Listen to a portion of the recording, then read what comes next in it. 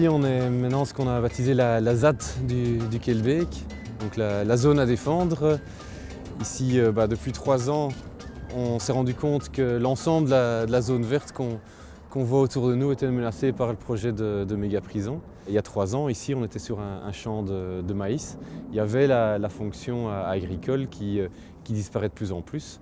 Il y a depuis le mois d'août une occupation du terrain. Il doit y avoir 5 ans, on a entendu parler de la première fois d'une prison. On a tous en tête qu'on nous avait parlé d'une prison de 300 détenus. Le fait que ce soit une prison, c'est vraiment le deuxième débat qu'on a finalement au fur et à mesure des débats, des rencontres, compris que ici c'était la plus grande prison de Belgique qui voudrait construire de 1200 détenus et qui apporte une multitude d'autres questions qui sont aussi pas du tout répondues comme toute une série d'autres questions qu'on avait. Hein. Et donc l'espoir, maintenant on a l'espoir d'avoir un débat de société par rapport à cette fonction carcérale. Moi j'habite depuis 25 ans au centre de Bruxelles. J'ai 2 filles et j'ai toujours travaillé au centre en fait. Donc j'étais vraiment, pour moi, mon lieu c'était le Pentagone. Mais j'ai commencé quand même à m'intéresser aux espaces verts et j'ai participé à plusieurs petites luttes. Le parc sur la porte de Ninove, entre autres, on est toujours occupé à ça. Et puis il y avait le petit potager des tanneurs. Et j'avais participé ici à la récolte des patates, en haut. Et donc j'aimais bien l'endroit et ça me trottinait dans la tête. Il y avait des occupants et ça m'intéressait. Et en mi-septembre, ils ont détruit en fait le potager des tanneurs. Et ça m'a fait tellement mal que j'ai dit bon, je prends une semaine de congé et je suis venu ici pour me reposer et je suis plus parti en fait. Donc depuis mi-septembre, je suis là. Parce que on a perdu le potager des tanneurs qui était minuscule mais qui était très important. Et maintenant on risque de perdre un site de 19 hectares avec plein d'arbres et puis tout près du centre en fait. Donc je trouve ça hyper important de garder cet espace pour au moins 2 raisons. C'est juste écologique. Donc une partie du site, c'est un petit parc aménagé mais qui maintenant ne l'est plus, qui redevient un peu sauvage. Et puis une friche sauvage. Et puis la partie où on est ici, ça a toujours été agricole. Et je trouve ça une opportunité de faire nos légumes et d'élever des animaux ici pour nourrir la ville qui est à un quart d'heure d'ici. Donc ça c'est ma motivation en fait. Okay.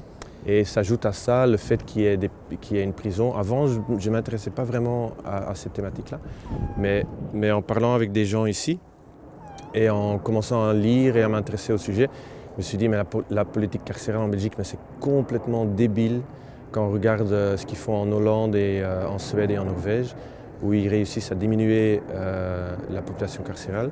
Et en plus, ils ont un taux de récidive beaucoup moins qu'ici.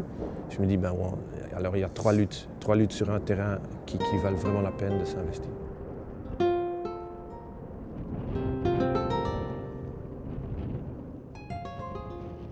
Il y a le fait aussi, il y a des études qui ont été faites en France, que pour qu'une prison reste gérable, il ne faut pas qu'il y ait plus de 3 à 400, maximum 400 incarcérés. Là, ils vont en faire une pour 1200 personnes. C'est demander des révoltes et des trucs ingérables.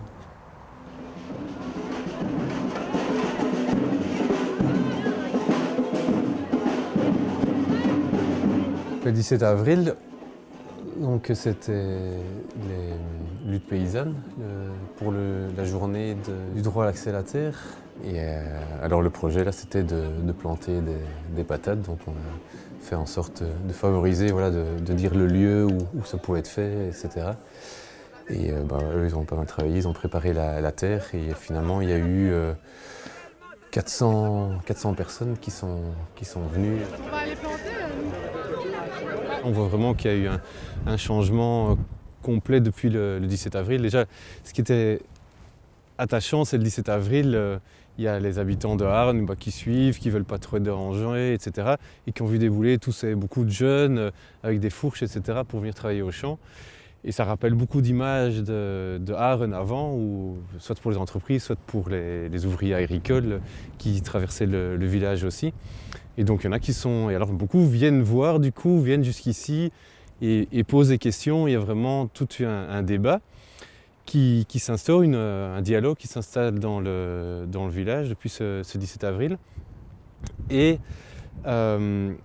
aussi ce qui est amusant, c'est que c'est relayé par le centre culturel flamand, c'est relayé par toute une série d'instances. Enfin, déjà rien que le fait qu'il y a ce RESAP, qu'il y ait Oxfam, qu'il y ait le 11-11-11 qui soit partie prenante de ces actions, ça donne un peu d'espoir. On entend le classement, les gens disent mais finalement il y a moyen de faire quelque chose, tout n'était pas perdu, tiens, est-ce qu'on aurait notre mot à dire ?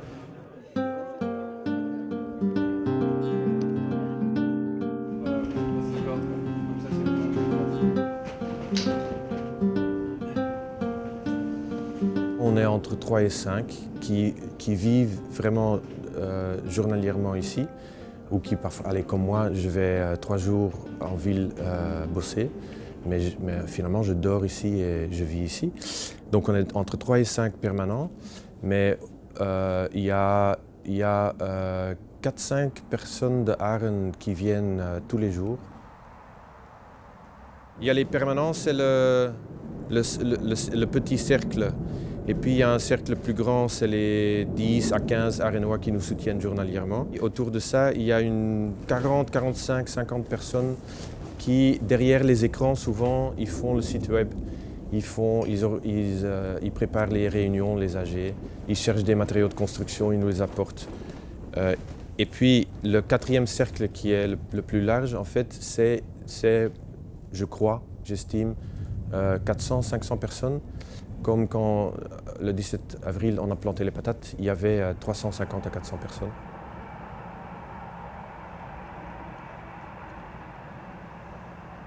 Là c'est la place du feu.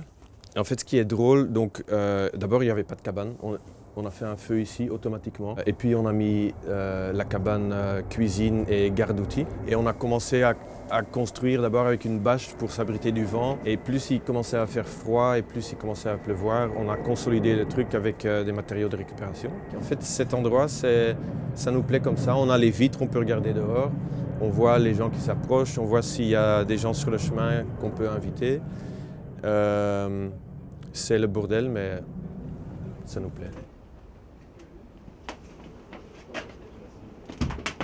On va passer à la cabane cuisine. Alors ça, à l'origine, c'était le but, c'était de faire un garde-outils.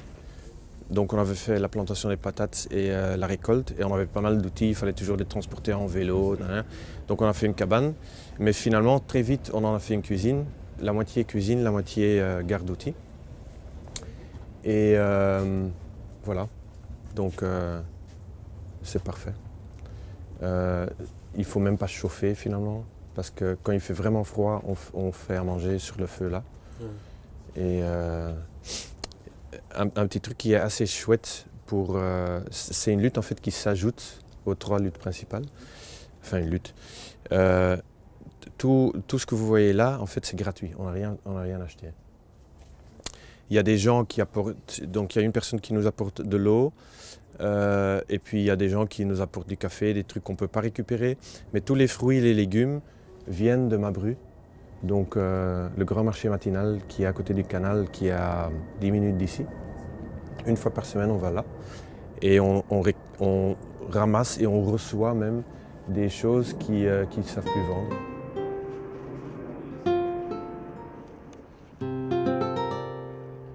On est quand même dans une zone illégale, entre guillemets, vous n'avez pas le droit d'occuper ce terrain-là. Comment est-ce que tu le perçois? Comment est-ce que tu définis, tu justifies cette action de désobéissance? Mais pour le moment, on n'est pas encore rentré vraiment en désobéissance. Enfin, je ne suis pas un expert juriste, mais pour moi ici, on a toujours construit des cabanes dans le coin. C'est un terrain public. On a toujours été dans cette zone-ci, quoi. Donc on ne fait rien vraiment de nouveau. Donc j'ai vraiment l'impression d'être dans mon droit de faire ici. La seule chose que manifestement on n'a pas le droit de faire, c'est faire du camping sauvage. Mais j'ai pas attendu aujourd'hui pour faire du camping sauvage dans d'autres zones. Je pense qu'il y a des limites à pas, il faut respecter le lieu, etc. Donc ici, je veux vraiment continuer le débat et d'ailleurs on est en permanence. Enfin, dès qu'on a commencé à occuper le lieu, on a été au commissariat de police pour dire voilà, il y a des gens qui logent ici, voilà les raisons, etc. Donc, voilà exactement. Toi, Raph, tu disais tout à l'heure, on ne lâche rien, tu veux dire quoi par ça? Il y a des gens qui disent ah non, on va le faire cool, on va le faire peaceful, on va pas trop résister. Bon, s'ils nous disent de déloger, on casse la baraque et puis on s'en va. Et puis il y en a qui sont intermédiaires, qui disent non, on va quand même résister, même si c'est cool, mais il faudra qu'ils nous délogent, tu vois. Et puis il y en a qui disent non, on fonce dans le tas et puis merde, on va pas se laisser déloger comme ça. Et donc, moi, dans ma tête, ça change parfois. Parfois, je me dis, non, s'il faut, même je lance un cocktail Molotov contre un bulldozer. Il faut faire ça au moins une fois dans sa vie, je trouve. Et un autre jour, je me dis, mais non, c'est pas la bonne stratégie, parce qu'alors les médias vont filmer, puis ils vont dire, ah, c'est que des casseurs, gna. Donc je me dis, non, j'ai une petite idée dans ma tête pour une image forte, mais très zen. Et peut-être c'est ça que je vais faire le jour où les flics s'amèneront. Mais on n'a aucune idée de comment ça va se faire. C'est très bien possible qu'ils fassent ça aussi très cool, ou que ça se joue plutôt du côté juridique, qui menace comme à la plaine, sur le campus de l'ULB, qui menace avec des amendes. Si tout le monde s'attrape une amende de 1 000 € parce qu'on est sur un terrain qui ne nous appartient soi-disant pas, parce qu'il nous appartient quand même un tout petit peu, puisque c'est payé avec l'argent des taxes, et je paye des taxes depuis 25 ans. Là,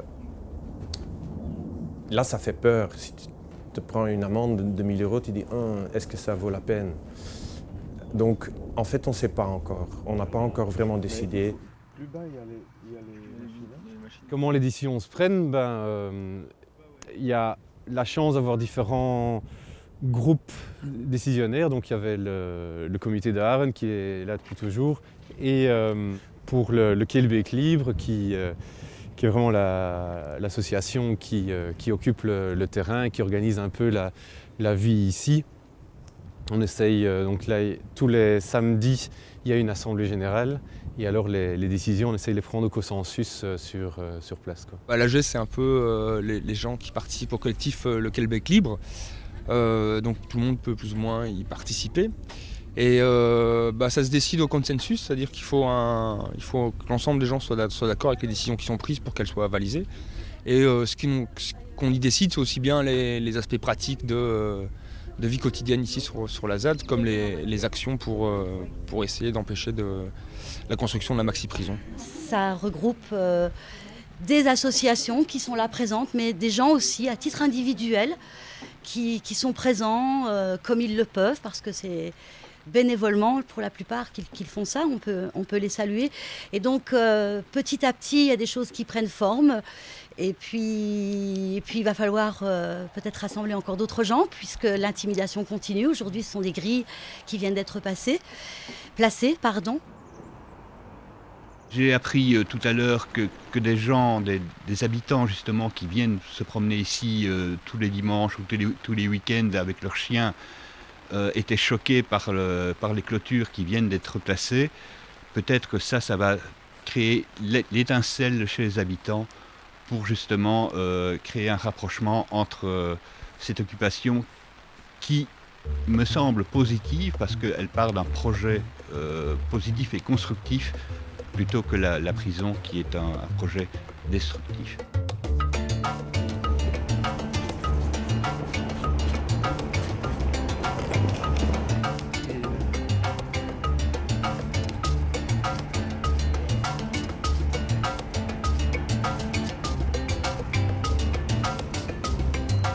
Comment est-ce que vous imaginez, si justement on ne devait pas avoir une issue comme la prison, c'est quoi votre... Ouais, vraiment avec le comité pour répondre aux besoins de Aren et aux besoins de maximiser l'utilisation de la zone. Donc on a une proposition de de ferme, donc vraiment d'avoir sur toute la zone où il y avait un champ, de définir en différentes zones à cultiver, du logement, parce que je pense que c'est important pour occuper la zone, une école, on n'a pas d'école secondaire, donc ça c'est vraiment un truc qu'on a besoin, et alors quelque chose, un service, donc un showroom, où on pourrait avoir une pépinière, les gens pourraient acheter des plantes pour les potagers ou pour leur jardin. Et alors vraiment un bâtiment de ferme parce on veut faire de la réinsertion, donc c'est bien que les métiers soient diversifiés, qu'il puisse y avoir aussi des pâtures avec des animaux. Et alors aussi de la formation, un restaurant éventuellement, une épicerie. Donc ça c'est vraiment... et tout ça on place sur les zones déjà bétonnées aujourd'hui. Et sur toute la zone de champ, on mettrait différentes cultures. Et alors, on garderait ce qu'on voudrait classer comme zone naturelle, en zone naturelle, même aménager vraiment une réserve naturelle où même l'homme n'y passerait plus. Nous, on a la patate, on a carrément la frite, pour que Champ de Liberté devienne pas un tas de briques. Des chicons, pas des prisons. Gardez dans vos paroles, dans vos putains de cerveaux. Imaginez un monde où les gens n'auraient plus peur de la police, ça serait le chaos, ce serait l'anarchie. C'est intolérable. Imaginez-vous un monde dans lequel on se poserait la question de comment on est en arrivé là, au lieu de gérer la délinquance comme de vulgaires stocks de déchets humains. C'est un cauchemar. Vive la prison. Imaginez un monde où les humains ne peuvent plus s'enfermer les uns les autres. Mais c'est une folie. Les gens n'auraient plus peur. Imaginez-vous, les gens n'auraient plus peur. Je veux faire tout en douceur et je crois encore en notre démocratie. Mais c'est vrai que je me rends compte qu'il y a beaucoup de décisions qui sont mal prises de plus en plus. Les débats et le futur pour mes enfants va demander aussi de faire de la désobéissance civile pour ce lieu-ci aussi, quoi. C'est le problème de ce projet de prison, c'est qu'il est opaque, on n'en parle pas, on ne dit pas aux gens que ça va coûter un argent fou, que c'est le citoyen qui va payer de sa poche. Et puis, eh bien, il y a un challenge qui est effectivement peut-être la préservation de terres arables pendant qu'il en est encore temps. Et je pense que des alternatives existent. Donc oui, de toute façon, le plus possible, être présent ici pour être aux côtés de tous les gens qui ne veulent pas de ce projet, qui le contestent et qui veulent le crier haut et fort parce que je pense qu'ils ont des arguments très, très valables. Ça a vraiment changé mon emploi du temps et je me dis que je ne vais plus jamais travailler plein temps. Je fais un mi-temps maintenant à Laken qui me plaît beaucoup. Et j'ai envie de le garder parce que bon, il y a un lien avec la ville, c'est dans le culturel, donc je vois un autre mode de vie, d'autres gens, donc ça me plaît, c'est enrichissant. Mais plus jamais je voudrais travailler plein temps pour un patron, non, j'ai gagné beaucoup en temps et c'est impayable en fait.